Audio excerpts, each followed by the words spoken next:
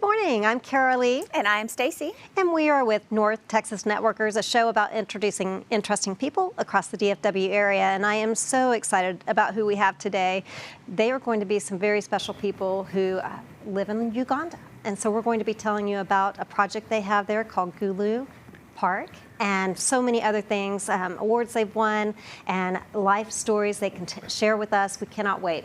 Their names are Reynold and Kathy Mainse. And as we get started here, I was going to tell you, if you would like to share, you can share this on your page and others can hear about their story. So we're pulling out our phones right now and we're going to share this on our other pages. So we encourage you to do so as well. Share, and as always, we also want to thank Craig Schrank with Willow Bend Mortgage as one of our sponsors for our podcast. Thank you for that. You're welcome. We love Craig. So, welcome to the show. We're so happy to have you here. Tell us a little bit about your family. Well, go ahead. You're the mother of the family, right, Kathy. Well, my name is Kathy, and he's my husband. And I always say this, husband of one, because in Uganda, there's polygamy everywhere. And so you introduce yourself as, I have one wife or I have one husband. So I say that with a smile on my face. Almost 37 years married, 3 adult children, 4 grandchildren. We love it. And yes, Gulu, Uganda, Africa is now where we live for the past 7 years. Crazy. How did you ever just decide that's where you were going to end up? Oh, wow. Well, in life, as you know, one thing leads to the next. And of course, my wife's an American. I'm a Canadian. And I took her north of the border for most of our marriage. And we were up there involved in media and really involved in humanitarian activities, Christian missionary activities. And we would travel to different parts of the world. And Gulu got stuck in our heart, you know, northern Uganda, when we visited there several times. And lo and behold, we're living there now. We never thought we would be. No. We thought we'd always be storytellers and sharing the need and encouraging people to plug in and get involved and make a difference, you know, in the developing world. So, yeah, we're excited to be there for 7 years. Wow. So early on, there was an event called Heaven's Rehearsal. Tell us a little bit about what that was and you know, when you held those events. Yeah, Heaven's Rehearsal. It was a unique gathering. A lot of people thought we were crazy. Maybe we are crazy because we booked the Air Canada Centre. Now it's called something else. It's where the Toronto Raptors play basketball. And then in year 2, we booked the biggest facility in Canada where the Toronto Blue Jays play baseball. And we held a gathering as we're Christians. And God doesn't like division. He's all about unity. Yeah. And we know the church is often divided and fragmented, and it breaks the heart of the Father when he sees that. So it was a unity gathering. Revelation 7:9 talks about every tribe, every nation, every people, every language. One day, every person who has faith in Christ will gather before God, no matter what denomination you're a part of. We're all one family. We have one Father, right? Yeah. Our one Heavenly Father. So we held this gathering, a unity gathering, put the call out, and it was absolutely amazing, the response. And we felt in our hearts we were not to mention any names. Who's going to be on the stage? Who's going to be on a microphone? Wow. Not to mention any organizations, because in heaven's rehearsal, there's not going to be any promotions. There's not going to be any big names. There's only one big name, a name above every name, right? So it was a unique gathering, and we packed the place out from all different churches, all different ethnic backgrounds, for one reason, to have the worship of heaven. So it was a unique gathering. It was about unity. How did you get people there if you didn't advertise or? Well, what we didn't do was advertise like big personalities. You know, usually when we go to a concert or something, we say, oh, who's playing, or, you know, and we just really felt God say, this isn't about anybody. It's about, you know, what we're going to do in heaven, what we believe according to the Bible, that we're going to be worshiping God alone, and he's the star, so to speak. In unity. And so I think God picked us because he doesn't have a big head. He doesn't like to be in front of the camera, so he doesn't have that ego problem. I'll say that about him. But also we had that platform. And so we shared the vision. Through television. Through television, but so that got the word out. But we didn't, you know, promote anybody. And there wasn't offering, there wasn't announcement. It was a unique event. It was really unique, but it was really miraculous that in year 1, 15,000 25,000 people packed the place, and there was 127 nations officially represented. And then in year 2, there were 25,000 people that came with 143 nations. And yeah, it was pretty amazing to see the nations gathered. And like I said, like there were Catholic, Anglican, Baptist, Pentecostal, non-denominational, Orthodox, Methodist, any follower of the Lord Jesus. And we just came for one reason only. It was to lift his name up high and worship him, but also to see the beautiful diversity that God has created throughout the earth. And so there were different tribes releasing their worship the way they would in their nation, in their mother tongue. Oh, wow. And it was just this incredible, unique gathering. So it was all about unity, and what we're doing today is all about unity Yeah. as well, because it's bigger than just us. Yeah. Or what particular church I align myself to. It's bigger than that. What we feel God's called us to do in Gulu, Uganda, which is, again, unique. Yeah, and so just even to give a little answer to that, why Gulu? So these big gatherings were captured on DVD, and they started going all around the world. These nations that attended, started sending them out and saying, look at what happened. And we could tell you incredible stories that happened, but I know time won't allow. But the connection of why Gulu, one of those places was Gulu, Uganda, that DVD landed there. And they saw it, and they had just come out of horrific war, 22-year war. And they said, oh my goodness, more than a school built or a church built or a well dug, we are desperate for unity, because unity equals peace. Peace, stability, and stability leads to prosperity. Please come.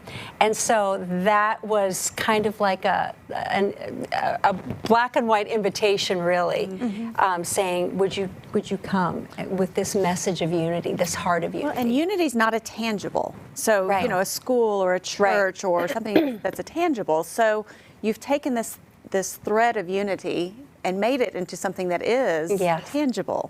And so tell a little bit about what that is. Yeah, thank you for that observation, because that's so true. It's kind of, how do you get a hold of unity? Right. It Sounds like a great idea, but how do you get there? So in Gulu, Uganda, which is the second largest city in Uganda, it's in the north, not far from South Sudan.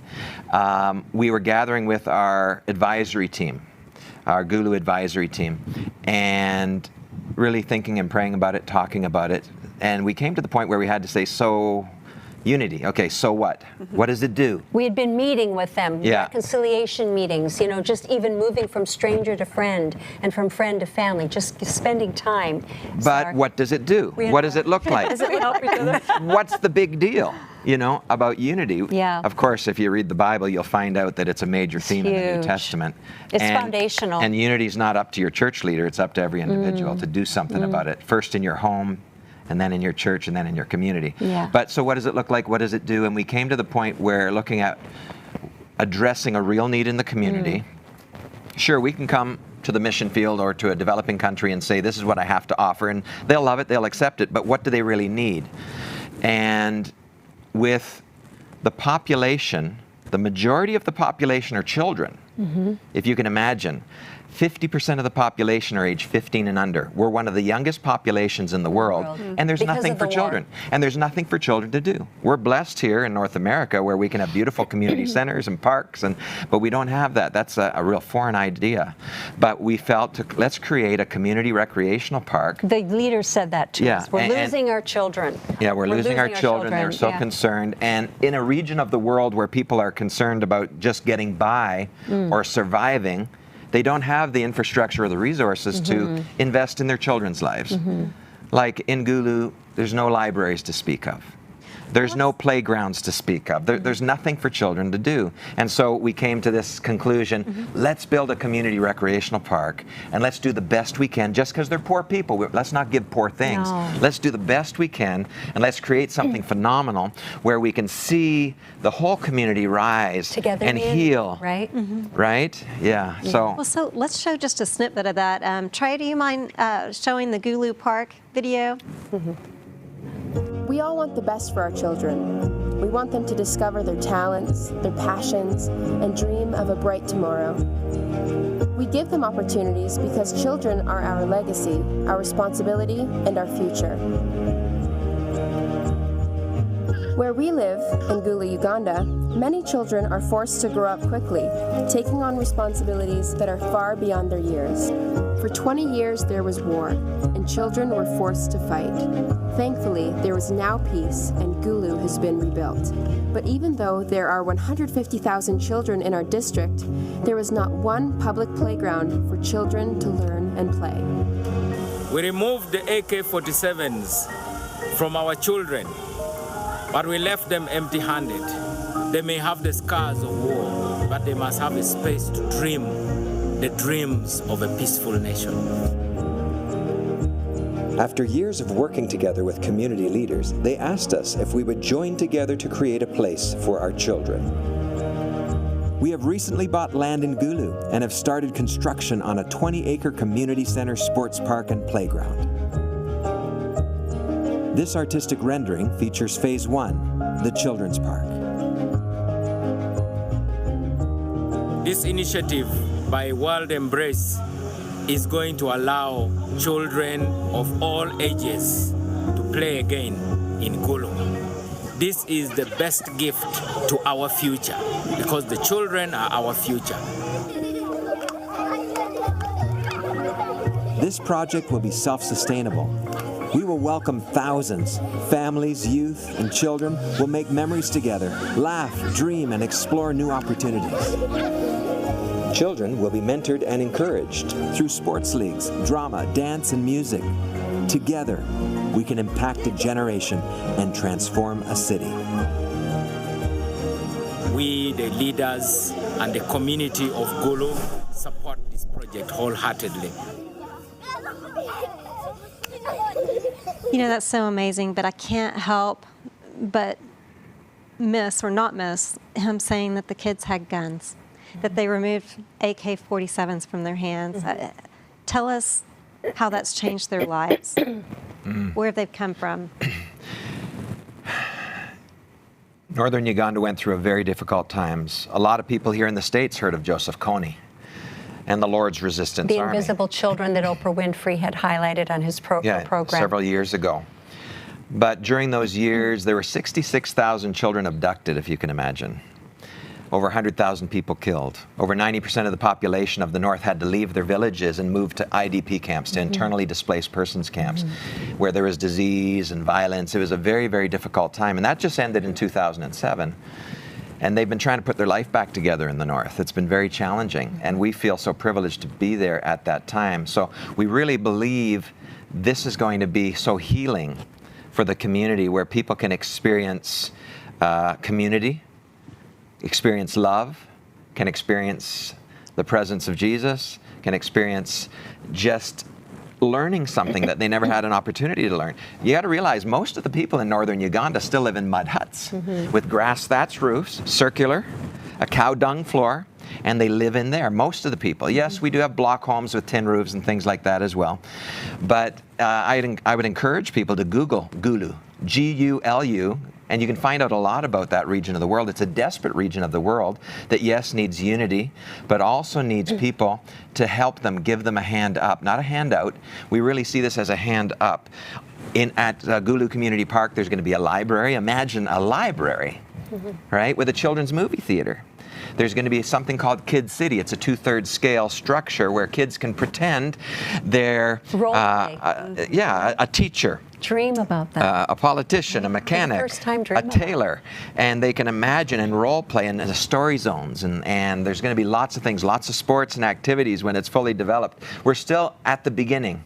We're still very much at the beginning. I know in the video that you saw there, you saw some of the development happening, and we're so excited that this year, and we move at the speed of donation, of course, that we're a charity, but this year we're believing to open the children's park part of Gulu Community Park, and next year, Lord willing, the sports park. And we're just pumped to give opportunity for people to dream about tomorrow, and for their whole world to just open up of opportunities, because these kids are sharp, they have energy, but they don't have opportunity.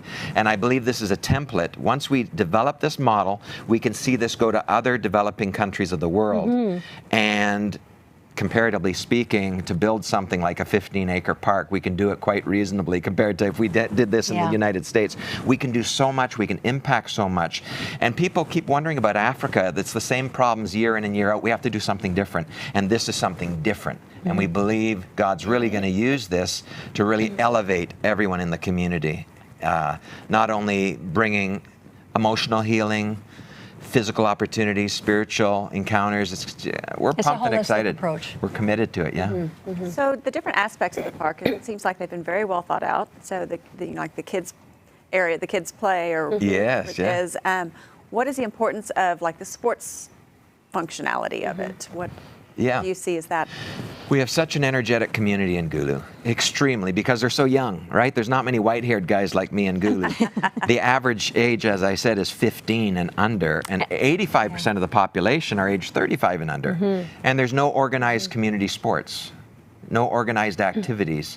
So to be able to organize teams and leagues and have good role models, coaching, mentoring, chaplaincy, different things like that to encourage the youth and the young people. And they have such skills and talent. We're amongst the Acholi tribe. Now, they're the warrior tribe that are very strong and aggressive. And in sports, they'll be just awesome, you know, because we also have the fitness center and the mixed martial arts club that'll be there as well, a dance club. There's all sorts of sports and opportunity, volleyball, basketball, soccer. And it'll give them opportunity to have higher education.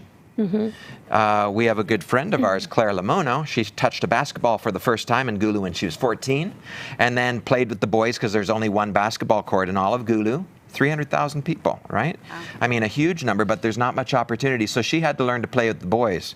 And she got very good very quickly. She got a scholarship down in Kampala at a big university, then picked up and at a university in the States for 2 years. And now she's playing professional basketball in Europe and working on her master's degree in biochemistry. And it all began with sports. This is a little Ugandan girl, master's degree in biochemistry, because, she touched a basketball. She had an opportunity. And we see education is so important to elevate people out of poverty and move a developing country into a developed country. And so that's a component of it. Not only, of course, helping learning English and reading and writing, because English is the language spoken in Uganda amongst the over 50 languages that are in Uganda, but English is the language of education and the language of commerce. And so sports as well will give opportunity for gifted athletes to feel good about themselves, to accomplish something, and perhaps higher education. I think, go ahead. I think there's about 1,000 kids that will utilize that park. Is that correct? Well, it'll be a lot, maybe a day. Wow. Okay, because it's 15 acres. It's 15 acres. And if anyone goes to worldembrace.org, I'll just throw that out there, worldembrace.org. Think of the world, think of an embrace.org. You can find out lots about what it looks like. And I would even encourage, go to our YouTube channel. So just go to YouTube and search World Embrace Official. And we have tons of videos there. You'll see Claire's story on there. Yeah, Claire's story is there, this Ugandan girl. It's a powerful story. And we're building 4 basketball courts. One for children. They're all the same size, so for big tournaments we can have all 4. One exclusively for women. That because the guys are going to fill the courts, but if the ladies are there, the guys have to get off that court. Which is opportunity, right? Good. And so... I just think it's coming together. You know, we take it for granted here in the States. I think that you sign your child up for a sport, and it does teach more than just the sport. It teaches life lessons. So I think that's just a really nice tie-in. Definitely. Cooperation. Well, I can't help but think you're saying this is a self-sufficient kind of park, but you have to have someone teach them basketball. Yeah. You have to have someone teaching them life skills. Yeah. How many people do you have there on the ground that are helping and on staff and making a difference? I can let you answer that, but I want to say we're not self-sufficient yet. Okay. I think every charity has a goal to be self-sustainable somehow, right? We're kind of like halfway there. So we certainly need a lot of help. We need some heroes and champions to come alongside us and encourage us, because we're a little team with a big vision that's going to impact hugely in our community. Yeah, and just so you know, that the park is not open yet. We're praying that we can open it this year. Even the children's part. Yeah. this year. So there will be staff that will be hiring with chaplains, mentors, and then we're going to have a restaurant on there, and then to work in the library, all these different playground things. staff. Another interesting little thing, which is so amazing. Like Reynold said, there aren't a lot of gray hairs. I'm blonde by choice. The grandmothers there are called jajas, and there aren't a lot of grandmas, but they are there, and they're poor and struggling as well. And so we want to hire the jajas to be the watchdogs, the overseers in the playground, and then to also have to secure, to keep those kids in line, but also to have them do those storytelling zones. So to answer your question, right now we have about 25 people on staff, but that is in some of the other areas that we haven't gotten into. We have specific unity pursuit activities that we're doing in the community, and then we also have a restaurant that we're helping to pay the bills, but also getting our branding set to move to the park, and then we have a finance person. So but we are needing HR, big time, human resource help as well. But it's exciting, the potential, and what is the criteria for having someone? If someone said, you know what, I love your story and I want to be a part of it. Yeah. How do they do that? Well, I think pour over our website and you'll get a good gut feeling of what we're all about, why we do what we do. And if you're in line with that and you have you're at the age and stage of life or whatever, that you're free to come over and get involved, for 3 months or 6 months or long term. Again, there's so many bases that need to be covered. So we have info@worldembrace.org is the email address, and send us an email there, and then we can begin the dialogue to find out passions and talents and giftings and experience, and see how we can marry that with the need. And because there is a vetting process, obviously, right? And some people are senders, some are goers, right? We need senders and goers. We need people that say, listen, we'll support you, we'll pray for you, we'll hold the rope while you're down in that, so to speak, pit, and just, we got your back, So we certainly invite all of that. Yeah. That's amazing. You've got someone on staff that's Ruby and Vienna, correct? Oh, they are so cute. Our two favorite. They're the best staff we have. Thank you, Stacy, for that. Yeah, tell us a little bit about who that is. Oh, Ruby and Vienna. Go ahead, Grandma. We're so privileged and thankful that our middle child, Elizabeth, and her family, her husband, and then two daughters, our two granddaughters, decided to give some of their time.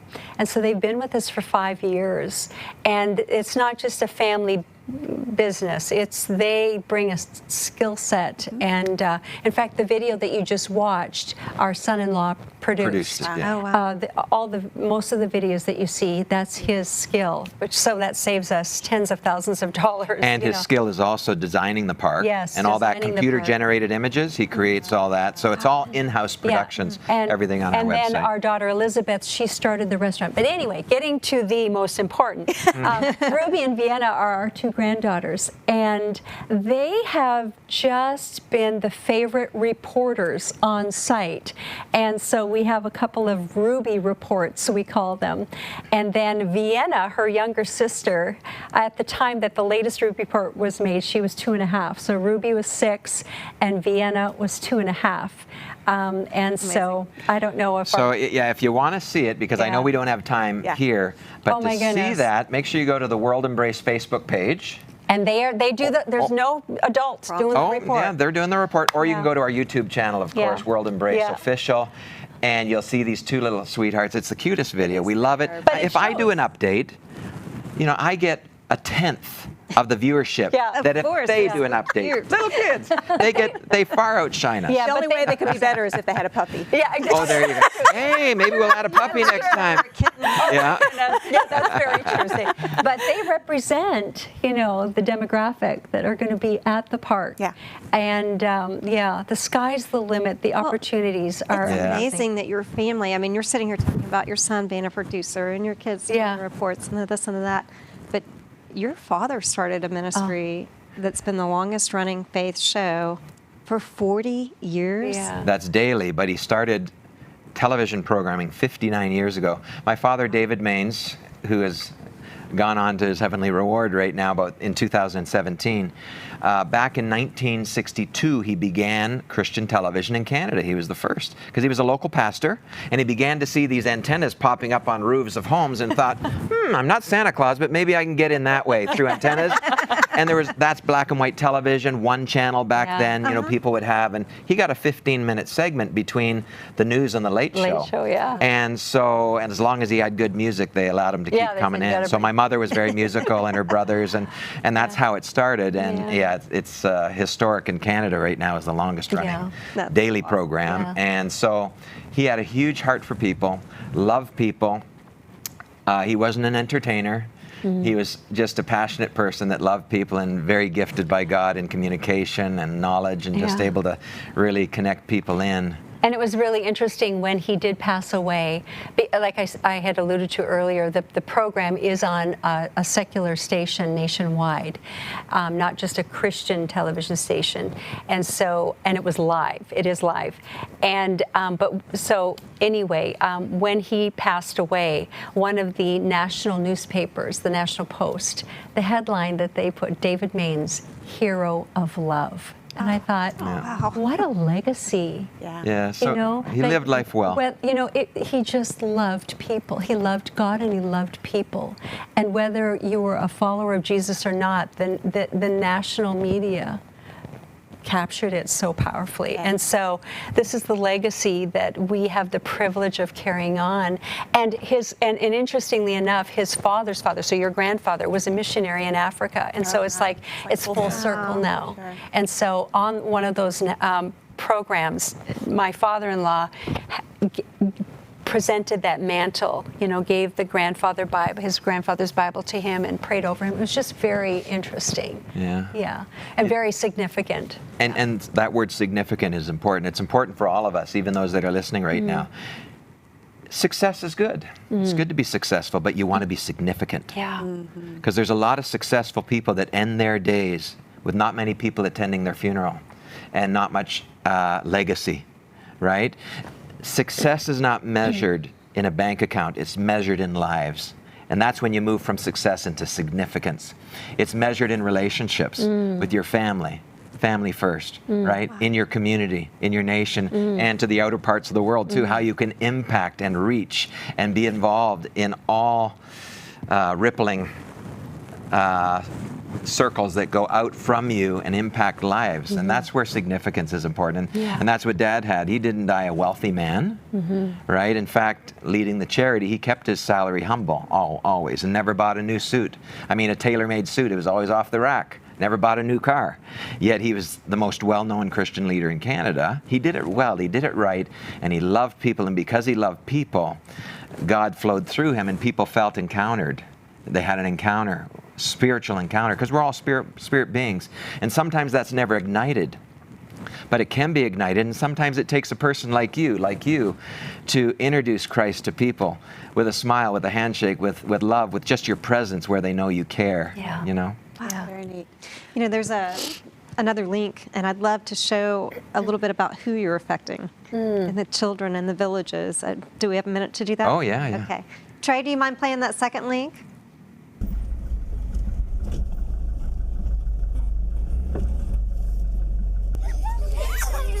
This is a typical community here. You can see surrounding me here, a very typical community.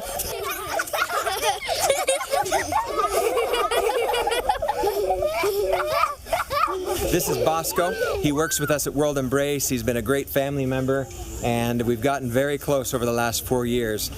Bosco knew this grandma back many years ago when Bosco was here all on his own. He left the village, came to Gulu, tried to make a living, and he lived in grass-thatched huts himself, and he visited often with Grandma and got to know her. The children were abandoned by the father, the mother abandoned the children, and Grandma's been taking care to the best of her ability. A Christian woman, she loves Jesus, and church members have been helping, and Bosco has been helping. And back about 4 months ago, Bosco, you brought us here, and Kathy was here, Kimberly, Kathy's friend, was here, and we were able to bring a number of items to help the family. Food items, shoes, different things like that, cleaning supplies. And we were in the hut, and at that time, Grandma was taking care of 3 children.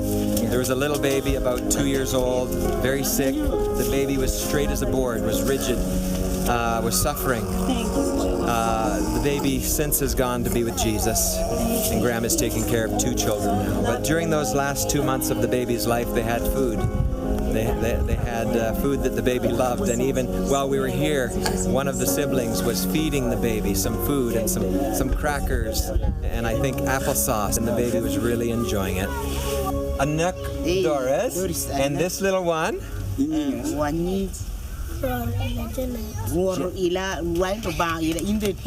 And Janet. And how about this little baby here?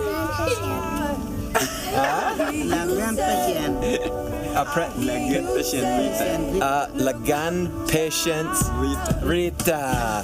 That's a good handle. But Grandma loves Jesus. She's doing her best to take care of these children. You often wonder, we've been talking about the children's park, and we've been showing images of the park and the playgrounds, swing sets, basketball, volleyball courts, football pitch, picnic area, amphitheater where gospel will be shared. And you can come too. Bin children, come. Lots of children. There's so many children around Gulu.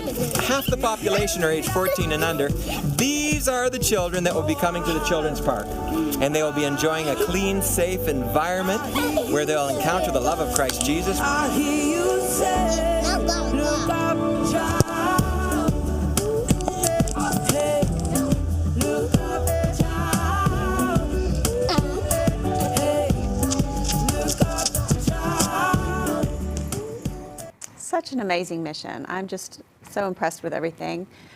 When the park is successful, what does that success look like? What does unity look like?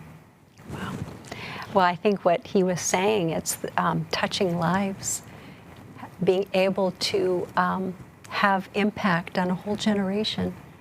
It's pretty incredible, the opportunity that God has given us to partner with him. And let's get back to how we began this together, working together in love. Being heroes of love. Like Caralee, I see you get teary-eyed. You get teary-eyed. It's true, though, when all is said and done. I mean, what an incredible thing to be known for, to be a hero of love. Mm-hmm. And that's what success will be, is coming together in love and loving each other and helping and encouraging and seeing them be able to go after their dreams. Yeah. Well, is there anything today that you wish we had asked you that we didn't? That you wish you could add in? Oh my, that's quite a question. I know. We always like that question. You didn't tell us about I didn't write that one down. Wow. We cover what we needed to. Yeah. I think just that we're committed to doing what we feel God's called us to do. It's a very practical. Yes, it's a faith-based organization, but not church-based. It's community-based. And we want to join everyone in the community. Everyone's welcome. Christians, Muslims, Hindus, they're all welcome to the park, right? It's the community park, and it's unique in that. And we just want to make sure people know they're invited to partner with us because we need help. Mm-hmm. You know, we do need help. It's a huge vision. We're on our way. It's coming together.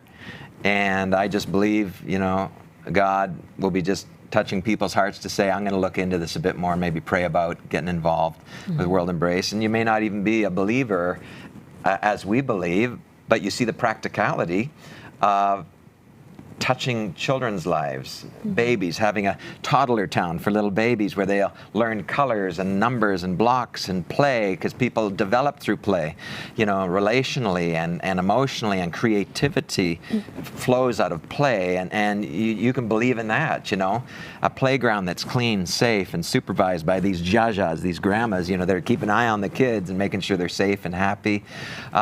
We just really want to invite partnership. And thank you for having us on the program, and it'd be absolutely wonderful. We love this area. Kathy's family's from Texas; they're all down here in Texas, And we have a daughter living in Frisco. We have. Pretty excited. She's going to be on our show next month. Oh, there's a tease to meet our daughter next month for sure. And even our son and daughter-in-law that live in Canada right now are going to be moving down to the Dallas-Fort Worth area. And so obviously this is going to be the main area for us. So we love this area. And thank you for introducing the DFW area to people that you feel need to be heard. And we've watched some of the programs, and it's great, your guests that you have on here. And we just hope and pray that your program will be more watched and more shared, where people are encouraged. And because I know you're real estate agents, and you guys do a great job, because you truly do care for people more than the commission, right? You care for people. You want to see people succeed and find a home and comfortable and meet their needs. So thank you for doing that. That's really important. Thank you. Thank you. Yeah. Well, we have so enjoyed having you on the show. I am going to recap that if people want to reach you, they can go to worldembrace.net. Yeah, think of the world and embrace. .org. And of course, our Facebook page is World Embrace Facebook page, as well as our YouTube channel. If you want to see tons of videos like you just saw. Great videos. I wish we could too. Go to YouTube and type in the search World Embrace Official. And then see the Ruby report. World Embrace, if they want to, info@worldembrace. Yeah, and that's on our website as well, how to reach out to us. Perfect. I wanted to make sure people could reach you. Yeah, thank you. So glad to have had you today. Thank you. I know Stacy and I both enjoyed researching you and meeting with you today. And thank you. So next month we'll see Rochelle and her partner Jordan that will be talking about top producers in this area, and that's pretty fun too. So just a little teaser there. Again, we want to thank Craig Schrank for supporting our show, and we will look forward to seeing you next time. I'm Caralee. I'm Stacy, and we are your real estate professionals.